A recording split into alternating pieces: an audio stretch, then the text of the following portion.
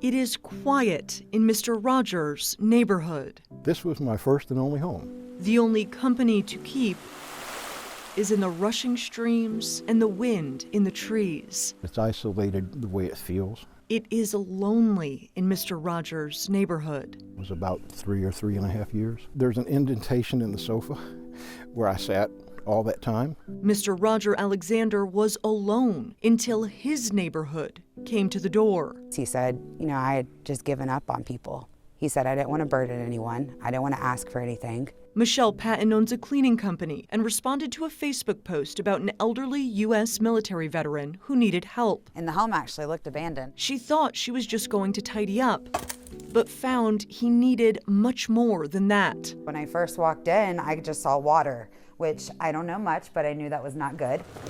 So she asked for the helpers. I'm full of words, but I don't know how to describe this. Always look for the helpers. I had no idea when I made that post that it would cause the sky to open up, and it really has. Mr. Rogers hadn't left his house for 3 years. I was lost, and then I was found. He hadn't left his living room for 3 years. Another year or 2 or 3 or 4 sitting in there alone, that would have been it. Huddled next to a space heater against the cold, It's got a little lean to it, but then again, so do I. the people in his neighborhood wanted to bring him warmth. We don't want anyone in our community living like this. We don't want any of our elders to be scared to ask for help or to sit on a sofa for 3 years without even just having someone come say hello.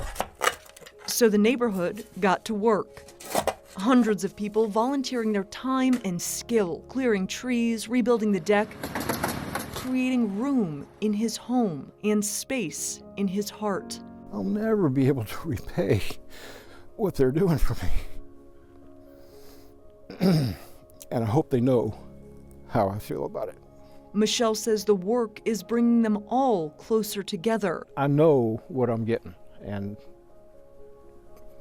Thousands of people joining the group rallying around Mr. Rogers online. I didn't know there were so many good people, not only in the world, but in my community. It is a beautiful day in Mr. Rogers' neighborhood.